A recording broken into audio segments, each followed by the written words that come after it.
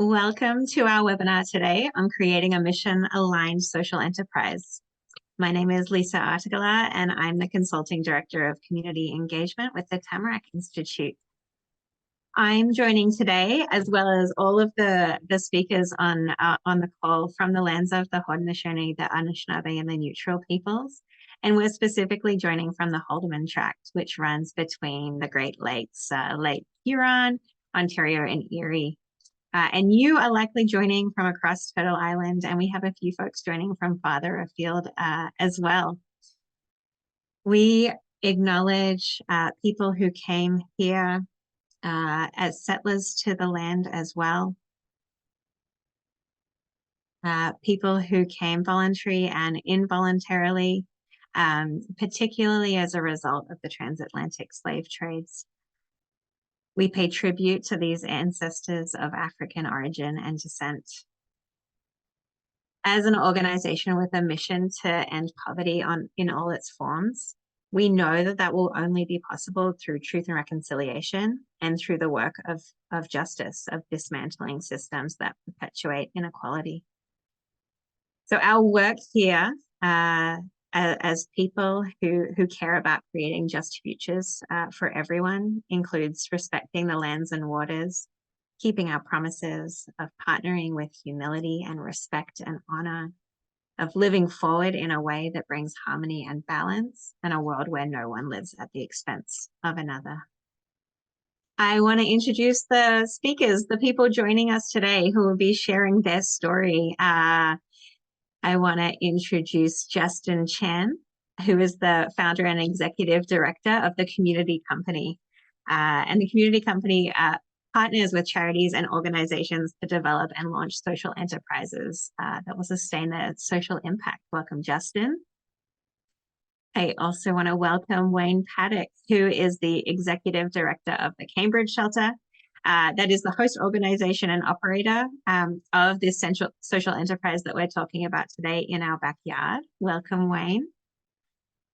And I want to welcome Brenda Walsh, who is the social enterprise coordinator and crew lead of In Our Backyard, who brings experience both in horticulture and landscaping, as well as working alongside vulnerable populations. So welcome to each of you. I'm so excited to be here in conversation. When I first learned about In Our Backyard, I reached out and booked, put my hand up to be a client right away. And so I'm just so excited about all you are doing. And I hope that by sharing your story today, that others can feel inspired by what you've done, can learn from all you have been creating and learning over the past year. So for our time together today, Justin, Wayne, and Brenda will share the process of how the Cambridge Shelter worked with the Community Company to develop In Our Backyard. And In Our Backyard is a mission-aligned social enterprise which offers garden and yard services to household and commercial customers in the Waterloo region. And by doing that, it provides gig-based work to previously unhoused individuals now living in transitional or permanent housing. So through this story, we'll be discussing how we challenge service mindsets and consider the ways in which people with lived or living experience of homelessness or poverty can co-design and have ownership of initiatives. We'll explore the role of social enterprises in building sustainability into nonprofit funding, and talk about opportunities to continue or expand this way of working. So as Jamie said, I encourage you to add questions at any point to the Q&A panel. We'll be protecting time to respond to those questions. So let's jump right in. So Wayne, Justin, Brenda, can you share the story of how In Our Backyard came to be a social enterprise at the Cambridge Shelter? Sure. Well, I'll start. First off, thanks, Lisa and Jamie and the Tamarack Institute for this opportunity to share. And thanks to everybody for joining us this afternoon to hear our story. You'll notice as we speak, we're very excited about what we've done and what lays ahead. So we're more than happy to share our process and the work we've been doing and who it's been affecting through the work that we're doing. So it was pre-pandemic, I believe, that our previous executive director reached out to Justin with this idea of starting a social enterprise. There was no idea at that time of what they wanted to do or what the idea would turn into. It was just this idea of bringing in a undesignated revenue source and doing something for the shelter that could be seen as a positive impact on the community. Enter COVID, put a two-year-ish kind of hold on things. And then we invited Justin back almost 2 years ago to the day. I think we're pretty close to the 2-year mark, where we invited Justin back to the conversation to say, now that the pandemic is kind of waning, let's explore what this may look like for launching in spring of 2023. So we invited Justin in, kind of had an initial conversation. We were able to secure an initial grant that would allow Justin and his team to work with us and kind of get the ball rolling. And then we started, and I will hand it over to Justin to kind of talk about the next part of the process. Awesome. Thanks, Wayne, and hi, everyone. What I will say, maybe zooming out a little bit, is I think more than ever, nonprofits are having these conversations around social enterprise. It's looking to build resiliency in fundraising models and to find new ways to sustain the organization beyond the traditional ways, such as donations and grants. Sort of recognizing how finicky they can be and how, based on changes in policy, it can impact an entire program. So those were some of the conversations I had with Cambridge Shelter back in 2019 when we first chatted. And truly, I think what sparked the movement and what sort of led in our backyard to what it is today is that bit of seed funding that we got from the River Valley Foundation, which allowed us to begin a community-based research process. When I think about social enterprise, technically, you could launch one in a week if you really wanted to.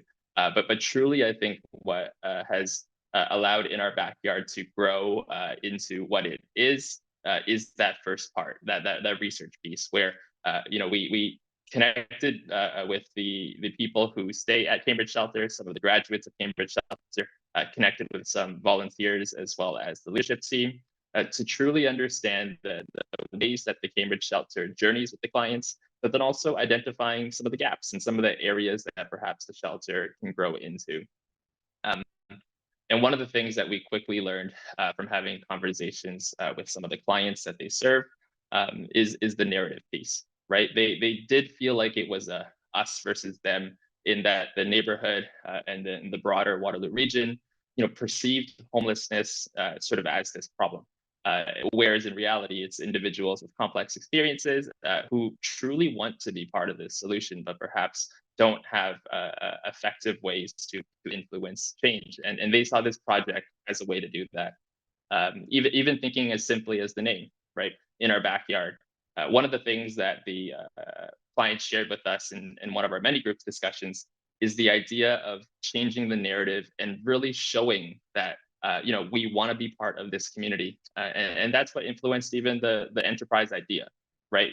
In our research process, we were very open to the kinds of business ideas, the kinds of products or services to explore, and we really let conversation and the group influence, what will make the biggest difference not only in our community but in their lives. So it was the idea of being able to change the narrative. It was the idea of providing a way for our community members to say yes in my backyard, right? Sort of against the not in my backyard movement. So for many of those reasons, we felt like landscaping, and particularly softscaping and garden work and lawn mowing and lawn care, that really felt like a perfect fit for both the clients, the shelter, as well as the community, because it was a way for all of us to collectively say yes, that we do support these individuals and we do want to provide meaningful work opportunities. So that didn't happen overnight. I know when I say it like this, it sounds very simple, but this was a result of an intentional, 1-year process. Wayne and I, and then Brenda first started working on this May 2022. We over that 1 year period, secured some additional funding to renovate the space and to really make sure that we can make it a meaningful work experience for the guys that we employ. And then in May 2023, we were finally able to launch. And that was such a meaningful and exciting launch. It was so well received by our community. I still remember sending Wayne, a message the day after we launched. We had a CTV article cover us, and that CTV article was shared 2,200 times on Facebook. And it resulted in so much buzz, so much enthusiasm, and so much support for this project.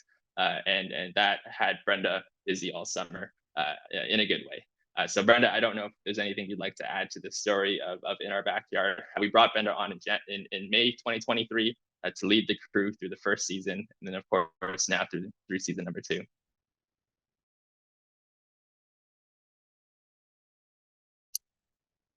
Hi. So I am Brenda Walsh, and came on in the spring of 2023, was hired to work with the crew and lead the crew. In terms of the onset of the program, I wasn't involved in a lot of that, so I just kind of hit the ground running. Spent my time kind of getting to know the crew members and what their unique needs were. And then basically just finding ways to support them in whatever it was that they were dealing with. So that was my role really in the beginning. I'm wondering, Brenda, if you, I know that 2 primary goals of In Our Backyard are to offer Cambridge Shelter graduates with meaningful work experience at a living wage, and to challenge the perception of homelessness in the community. So if we dig into that first one around what does it look like? Who shows up to work? How does the gig style employment arrangement work? And you can also share about the space that you are in today and share that with folks. Sure. So the space that I am in, we call the Fire Hall, and it's on the 3rd floor of the shelter at the Cambridge Shelter here. I can just kind of pan out a little bit so that you can see we have sort of cubby style spaces where the crew can come in the morning and keep their things. We have a fridge that, we keep our snacks in, and a little bit of a space that we can just kind of decompress at the end of the day and have a little bit of social time together and whatnot as well. So it is a lovely space that has been created here for us. And then the gig style employment, I really think is such an important piece for the crew members.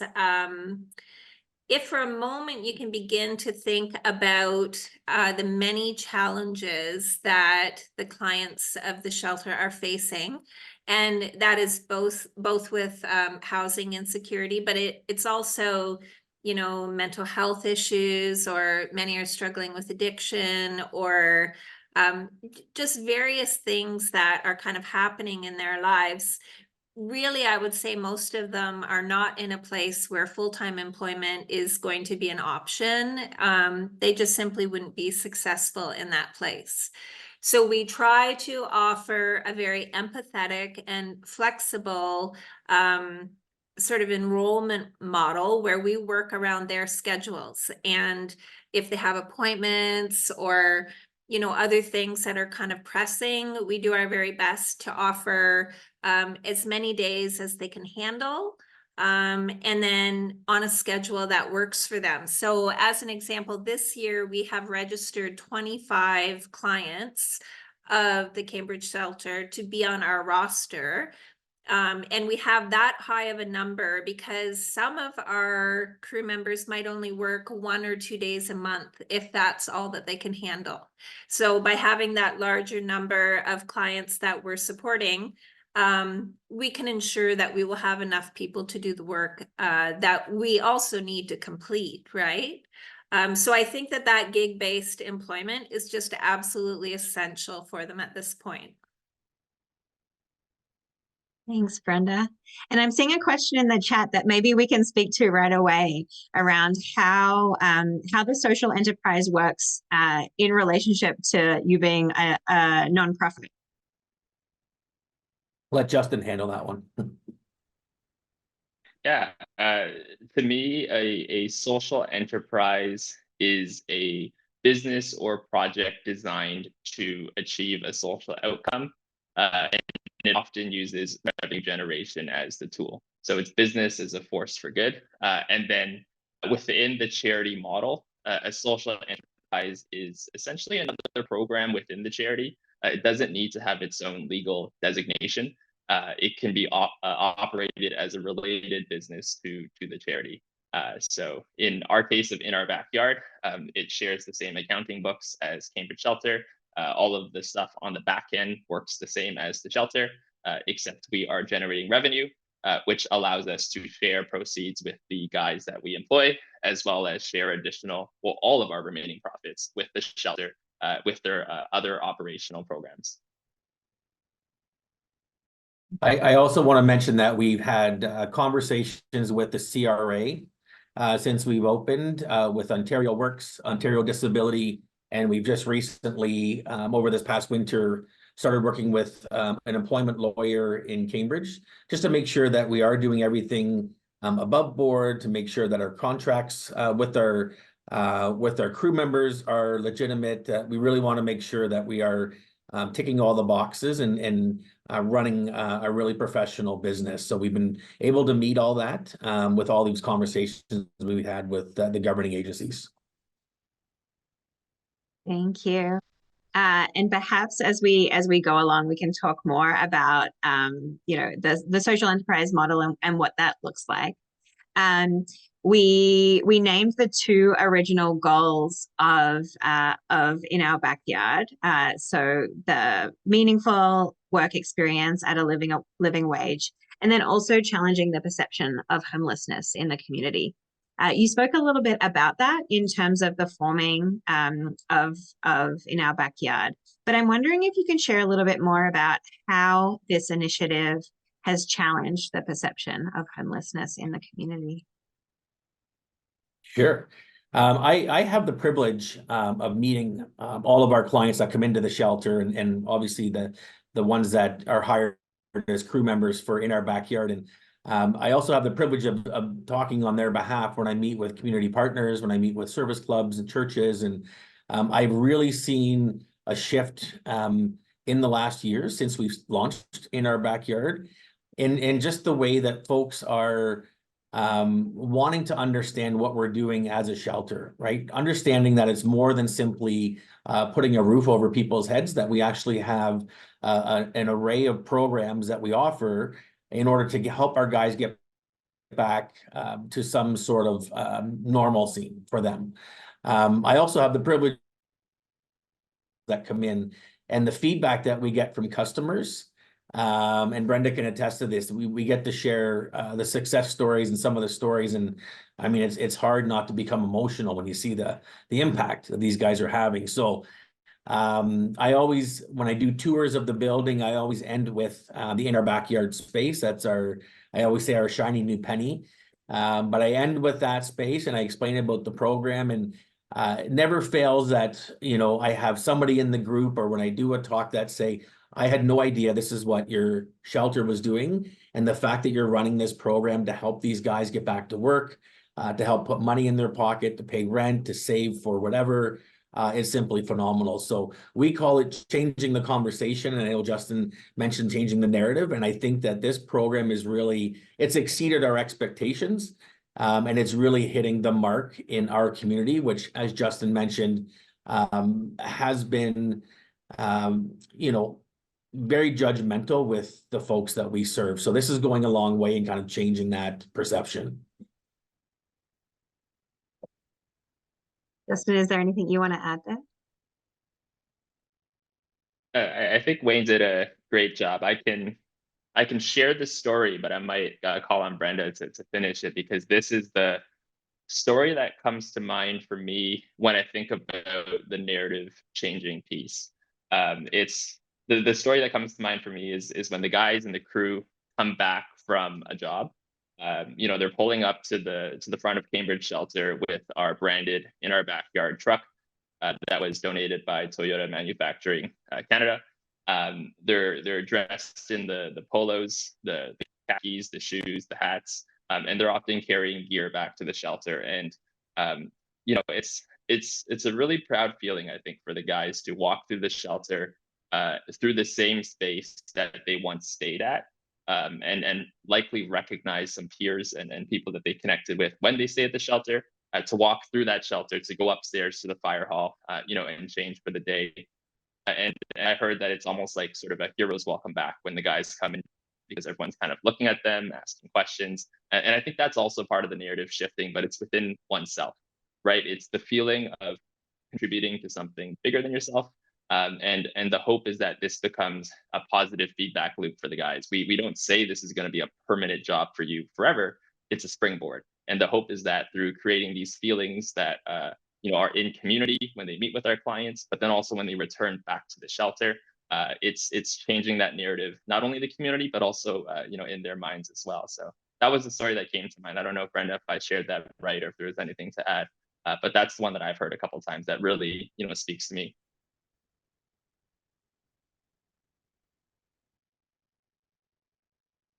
For sure, I would agree with you on that, Justin. I think probably to me, the two most profound ways that I have seen the narrative changing is number one with our customers. So when I initially go out and do my consultation with our prospective customers, I get a lot of questions about you know, what is it going to look like when you come? Am I going to have a bunch of homeless people in my yard working? And it really gives me an opportunity to challenge that mindset. And probably one of the first things that I really thought about when people think about a person that is experiencing housing insecurity, is they're viewed as homeless people. And in that moment, I think we just need to stop, because they're not homeless people. They're people that are experiencing homelessness. And that shift has to happen both in the mind of the person going through that experience, but also in our minds when we are looking at this situation. So they're people just like you and I. They're fathers, they're uncles, they're people who have worked in the trades, they're war vets, they're the diversity of clients that we have worked with through this program have been, you know, right from very young to very old, you know. So they're people just like you and I who have experienced unfortunate circumstances and found themselves in this place, but they deserve another chance, just like any of us would, to repair that and move forward, you know. So I think that for me has been the biggest impact that I've seen, is just the changing mindset of our customers. And then when we come to site and they see us present in such a professional way and do such a high quality job, all of our customers are just blown away at what we can do and who they are as people. So I think that's wonderful. Thank you both for sharing. I'm wondering if you can share a little bit about what other things that have enabled success. So I know we have folks on the call and people who will be watching who might be considering a social enterprise as part of their initiative. Or asked another way, what advice would you give somebody else, a charity or an organization interested in building a social enterprise into their model? What So advice? I'll start, and I think bringing in an expert, like bringing in Justin, who has the business background, he's done this work before, was key to getting off the ground, right? We're not business folks. We run a homeless shelter. We're good at running our business, but we weren't, you know, I wasn't involved in starting the business. So I think making sure that you have the right people in place and you have people that are sharing the vision, that people are, and Justin, you know, he shared our vision right from day one. So that for us was, you know, if we hadn't have brought in that key component, I don't think we would be anywhere near where we are today. So I'm tooting Justin's horn, I know that, but you know, but that for us was key. And then to hire Brenda, who has, you know, run her own landscaping business and has 10 years in social service sector volunteering and helping, like, you know, she was just the angel that we were never expecting, you know, to drop into, you know, not only the business model, but also into these guys' lives. Like, she has just been so impactful with the guys and advocating for them. And, you know, when I've said, okay, you know what, he's got to leave the program, Brenda's like, well, let's try it one more time. Let's try it this angle. Let's have another meeting. And, you know, her compassion has just been unbelievable. So for me, those were two of the biggest components, was bringing these other two individuals into the fold. And then I'm at a point now where Brenda and our manager, Ian, are basically working with Justin to run the social enterprise, and I can kind of watch it from a higher level. So. Thanks, Wayne. Justin or Brenda, yeah, what can- advice would you give? Go ahead.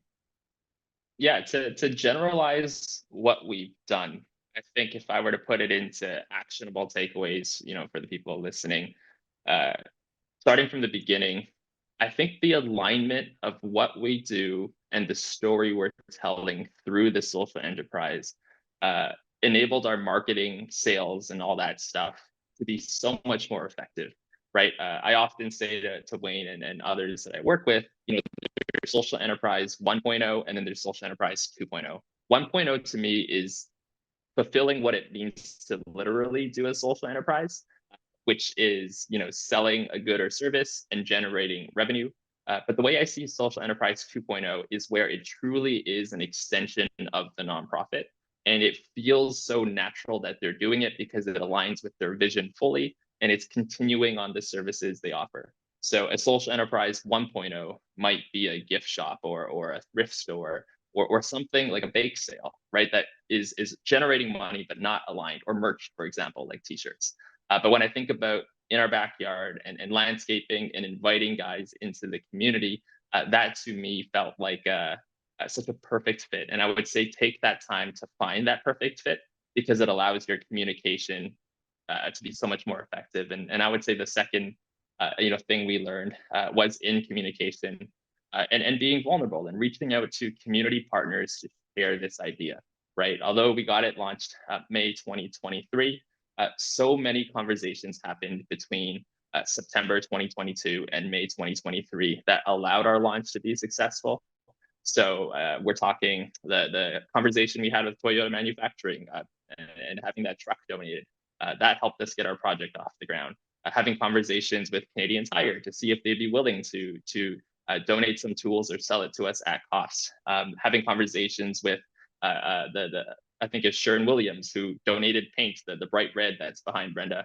You know, however small or large, we really invited community partners to join us every step of the way.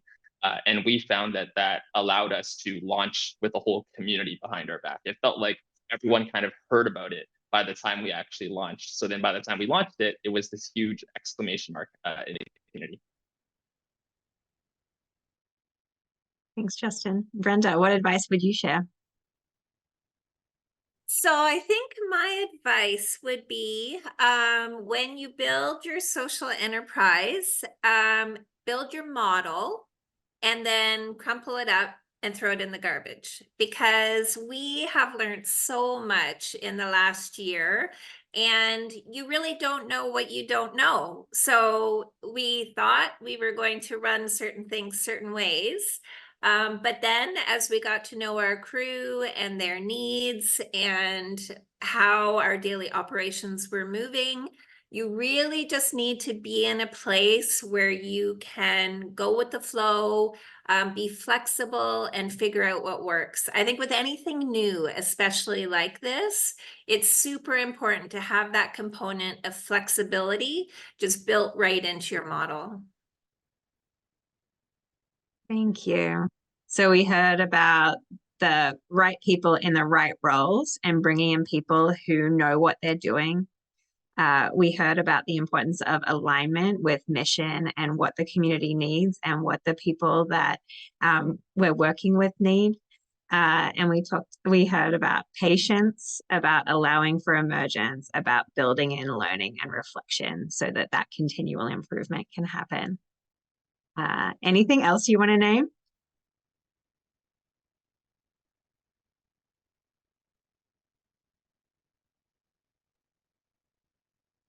Those are big ones. So you're all good if not.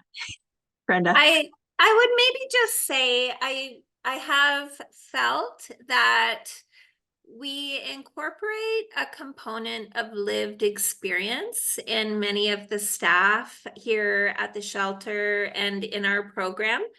And I think that that component of engaging people who have lived through experiences like this is really invaluable as well, because it just brings a new level of compassion and empathy to the work that we're doing. So in any way that you can engage folks with lived experience, I think that's really important.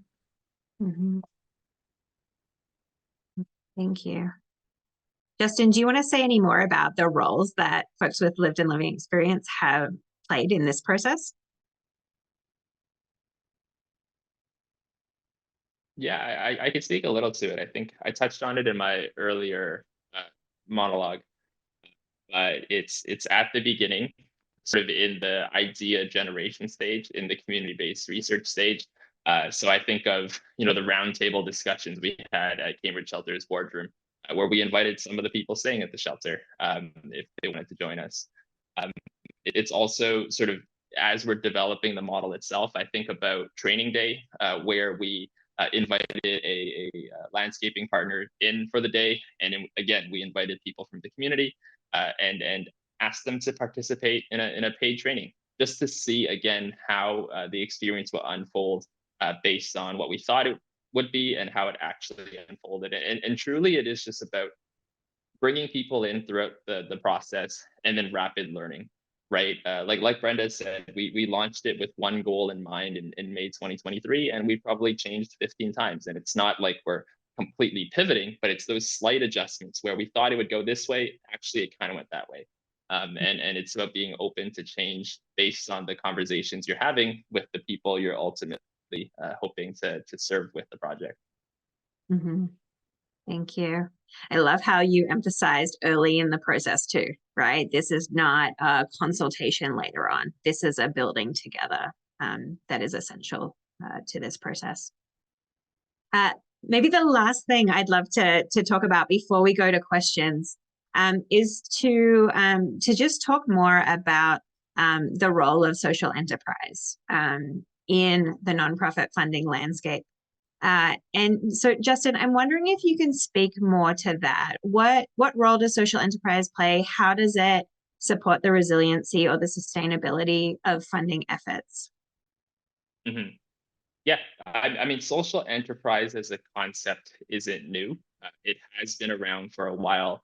But I will say that more and more I'm hearing charities and boards bring this up. If we were to survey the strategic plans of every nonprofit in Canada, I would imagine that now more than ever, alternative revenue and sustainability and revenue generation, such as social enterprise, is mentioned in many of them. And I think it represents an untapped opportunity, right? It's social enterprise has always been this, even business as a concept has been this thing that's sort of anti-charity. It's like we either have a business or we have a charity. And social enterprise sort of sits in this beautiful middle ground where it leverages the reputation and the systems and the community of the charity, while it puts something to market in a way that businesses, in a language that businesses use, and using methods that businesses use. And it has been allowed legally in Canada through the CRA, through a related business. It's just sort of one of those things where, because it's, as Wayne said earlier, because it's not often in the leadership team's domain, it's often avoided. But that being said, there are great examples of social enterprises that have been around for a while. Even where I live in the Waterloo region, I think of the Working Center. And the Working Center has operated many social enterprises and has been around since forever. So there are lots of great old examples of the first wave of social enterprises, but I'm now seeing more and more very innovative ones. Even in our backyard in Cambridge Shelter, we look to Blue Door, which is a social enterprise operated out of the Ottawa area. No, sorry, it's operated out of the GTA. Bottleworks is operated out of the Ottawa area. So it's about learning from other social enterprises who are doing it already and sort of blending in your unique experiences and what makes your region, and bringing something new to the table. Justin. And Wayne, what difference does it make for you in having a social enterprise as part of the Cambridge Shelter? And also, we can move to some of the questions in the chat, which are looking for more details around this. So as you answer, there's a question around why not spin off the social enterprise as a separate nonprofit rather than keep it on the same book? So like, how did you navigate that? So yeah, I'll hand to you there. Yeah. So the initial question was, what does this mean for the Cambridge Shelter? And I think when you start a social enterprise, I think the idea is that it's going to bring in that undesignated revenue, right? Like in 2 to 3 years, it's going to bring in some profits and you're going to be able to use that to fund your operation, right? I think now that we've been 1 year in, I think the impact we're not even looking at the financial piece so much anymore. It's the fact that we are impacting our community so much just through the work that we're doing, through our social media, through our consultations. Like Brenda goes out, like site visits, having that conversation, having that one-on-one, and then having those individuals work in people's yards, and then have those individuals email us to say, wow, I met the crew today. What a great bunch of guys. I think we're having more of a social impact than we anticipated. And to me, that's it goes far and above, any financial gain. But having said that, coming out of a pandemic, we will take any financial gain that we can get. Obviously, things were very tough for most nonprofits during COVID. So this kind of, blossoming at the end of COVID, I say that, knock on wood, it allowed us to kind of build towards the future that, now that we're coming out of this, we had to find new ways to generate revenue. A lot of our donor base, couldn't afford to donate during the pandemic. So it just gave us that opportunity to plan, but also looking at the social impact, it's been simply amazing. Some people are wondering more about CRA guidelines around related businesses, and then questions around, does it have to be attached to charities only, or can it be attached to registered nonprofits? Did you need to have a CRA sanction? Can you say more about that? Yeah, I can speak to that, and I just pasted in a link to the CRA website on what a related business is as it pertains to charities. It does not have to be attached to a charity or attached to a nonprofit. A for-profit business can choose to call themselves a social enterprise tomorrow. Social enterprise, unlike in places like the US, parts of the US, and in BC, in Ontario, it does not have a distinct legal identity, right? So any for-profit or nonprofit could operate a social enterprise, at least for now. The benefit of doing it alongside a charity, and that's why, as the community company, that's the approach that we take. We partner with charities to launch social enterprises, is that a charity has such a unique value proposition compared to any other person trying to create it. So let's say hypothetically, me and a few partners sat in a room and wanted to create a landscaping social enterprise to empower people overcoming homelessness, right? To build that credibility, to build that trust, takes a lot more time if we're doing it on our own. Whereas organizations like Cambridge Shelter have been serving this community for many years. They have the connections, they have the trust. And in addition, they also are legally mandated to achieve a social outcome, right? It's part of what it means to be a charity. So I think that when you launch a social enterprise with the charity, it comes with a lot more credibility and trust that it's making an impact. So that's sort of the answer to that question. And I think related to that, there was a comment around does it have to be attached as a CRA sanction? They don't. If you look in the related business page, I believe somewhere it mentions operating a unrelated business, and that technically is illegal. So they have a very clear decision tree that shows you what a related business is and what an unrelated business is. The short summary is that if the social enterprise achieves the same goal or helps the charity achieve their vision, it's related, right? So for example, Cambridge Shelter operating in our backyard to employ people graduating the shelter system supports the shelter's vision of offering a continuum of services for those experiencing homelessness. If they chose to operate a hot dog stand and the goal of the hot dog stand was to generate money to grow across Canada, then maybe that's an unrelated business, and that's where the CRA would have issues. Thanks, Justin. And thanks for the links that are being shared in the chat too with different guides. That's really helpful. We're here in the questions that are being shared through the Q&A box. So if you have questions that you would like to ask, please add them to the Q&A box. There's a question here around curious about the role of theory of change in making decisions about evaluating success. Yeah, and then a second question, how did you finance the startup and how did you demonstrate potential ROI to board and funders? So let's hold the funding for a moment. We'll go there next. Let's talk about the theory of change and how you use that to evolve and improve and evaluate success. Mm-hmm. Yeah, I can speak to that, and maybe Wayne afterwards you can speak to the funding related question.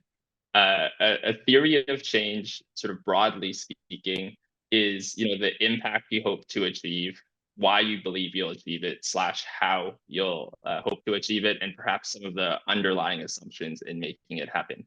I do not have the theory of change for in our backyard memorized, though we did create one.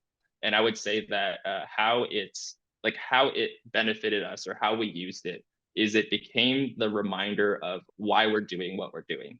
So I would say that if we needed to make business decisions or strategy decisions throughout the May 2022 to May 2023 period when we were designing the project, the theory of change became that reference document where, does this help us achieve ultimately what we're trying to achieve?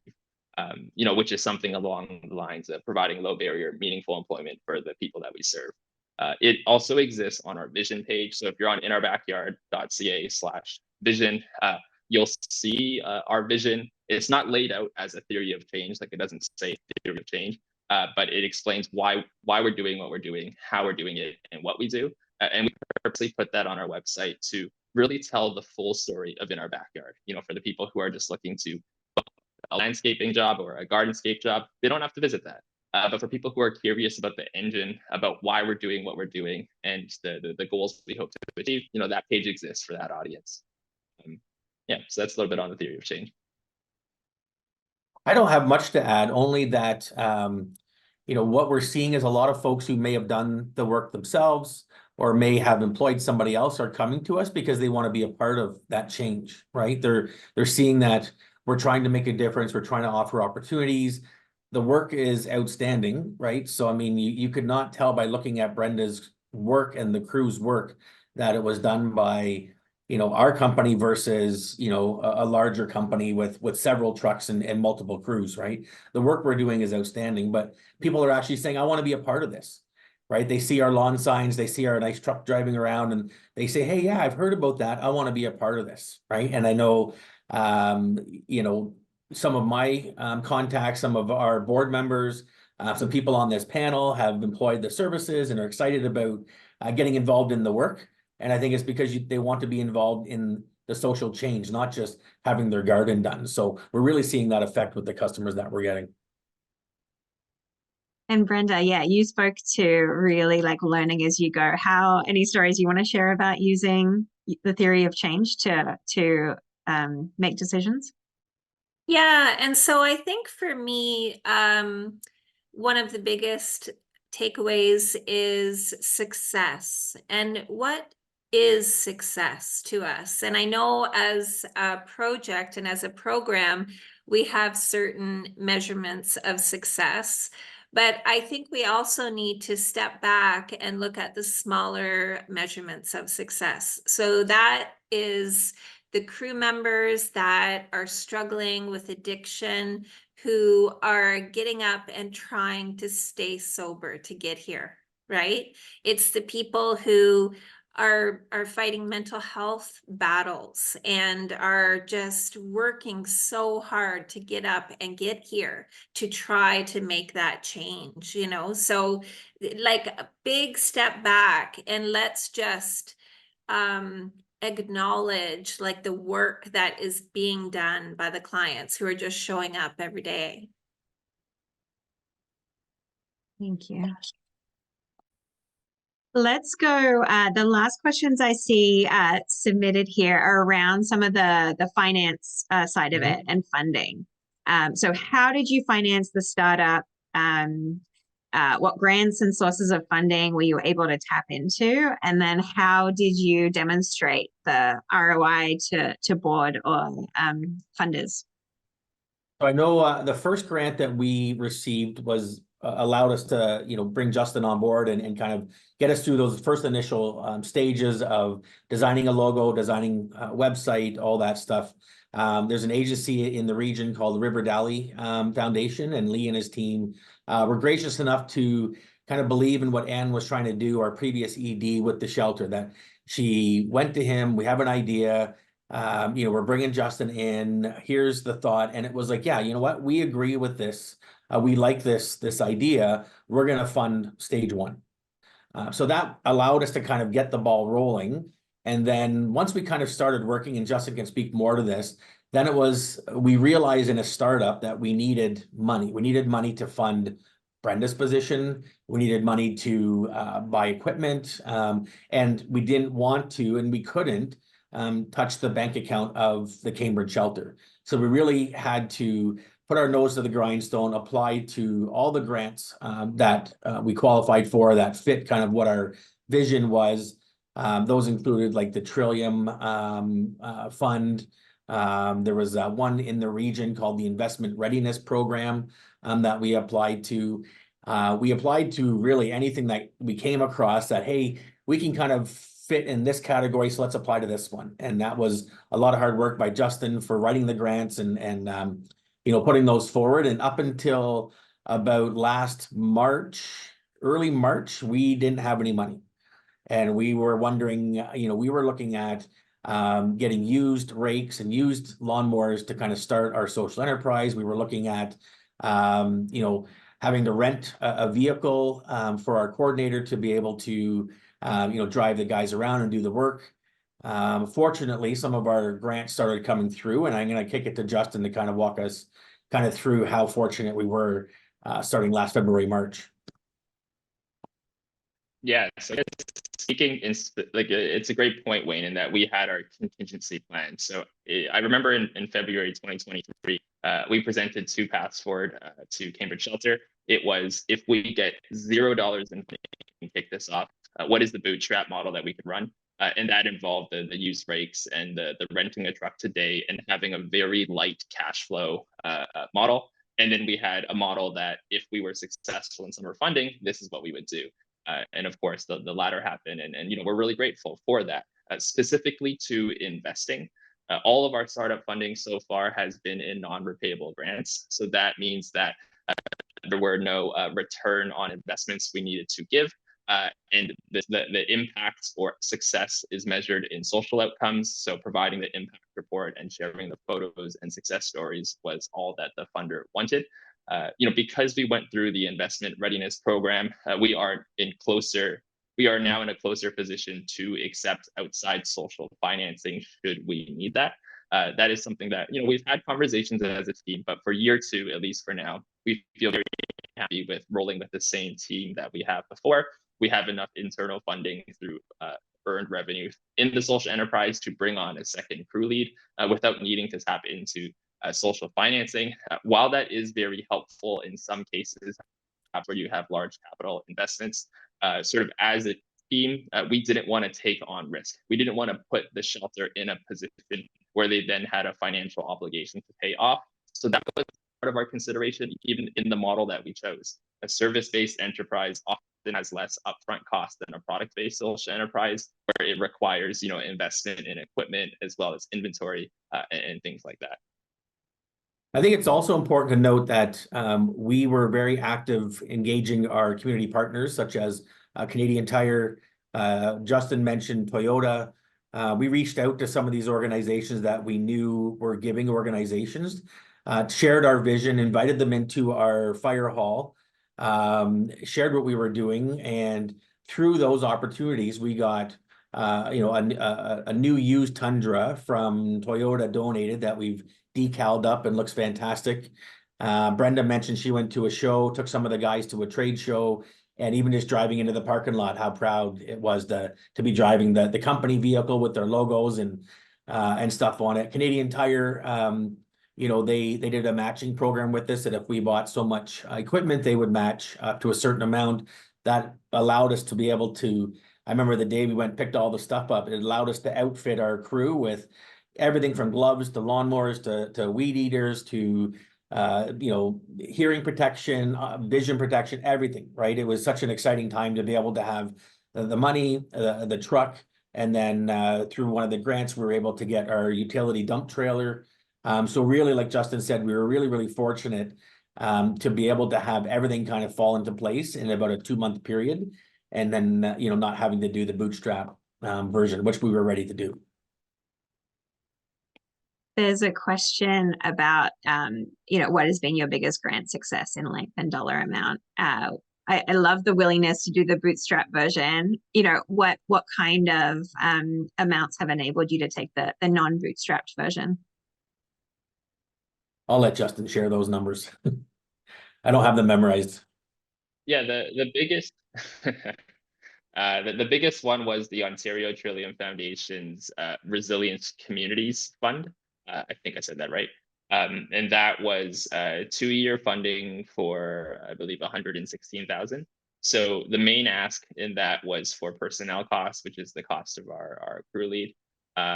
So that, I think, combined with a few other grants, really enabled us to get it off the ground. But there isn't one single grant that's enabling all of this to succeed. It's really a combination of partners and grants, large and small, that each contributed in their own way, right? Like the small grant we got for a dump trailer, another grant that we got for uniforms, like it all really added up to make In Our Backyard what it was. Mm-hmm. And I think it's important to note that we haven't stopped applying for grants. Like we're continuing to apply for, like Justin mentioned, the seed grant. So now we're looking at grants about continuing the process, continuing the work. We're looking at acquiring a new lawnmower, a riding lawnmower for the team. So we're looking at lawnmower manufacturers and say who has a foundation, who has maybe the passion to give back to their community that we can approach to see if there's something we can do about having something donated. So we're continuing to find ways to do things economically, and the grant money that we do have, like we've been meticulous about tracking and about ensuring that it's only spent on what it was designed to, for accounting purposes and just for our own, knowing that we're doing what we said we would do. So, but we're continuing to go after grants and partnerships in the community. Mm-hmm.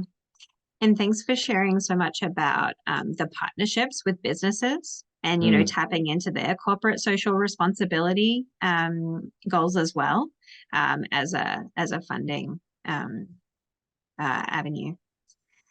So we are almost at the top of the hour. I want to thank you so much for sharing so openly and transparently about how you have built In Our Backyard. Justin, I know that, I remember you telling me, like, I can imagine social enterprise being this way that we can build more sustainability and resiliency into funding streams. Do you want to share anything about what you see as an opportunity as we close out? I'm sorry, an opportunity for what? Or like what could funders do? What difference would helping to propel social enterprise? Like what difference would that make? I would say as a closing thought, like with what we're doing with our backyard, it's about changing the perception of homelessness one lawn, one backyard at a time. I think similarly with social enterprise broadly, I think we're changing the narrative of what it means to fund a charity. So, we can fund programs, but we can also fund social enterprises that then enable them to generate their own revenue. And I think that's a really interesting conversation. And I think we're headed there as sort of a society over the next 10, 15, 20 years. So, I hope this really got people thinking about all the different ways we can fund charities and seeing what's possible when we actually get many stakeholders together around a shared cause to create a social outcome. Yeah. Thank you so much. Thank you, Brenda, for sharing the way that you approach this work. It's so inspiring. I'm so excited to have the crew in my backyard in a month's time. And thank you, Wayne, for your leadership in making this happen, and to being committed to how that mission alignment can exist within the shelter. We will be documenting this story and sharing it out as well. Thank you for everyone who brought questions. Jamie shared in the chat some upcoming opportunities and upcoming webinars. Thank you. Thank you so much. This has been a wonderful way to head into our afternoon. I see some great kudos and comments in the chat. So thank you. Wishing you all a wonderful afternoon.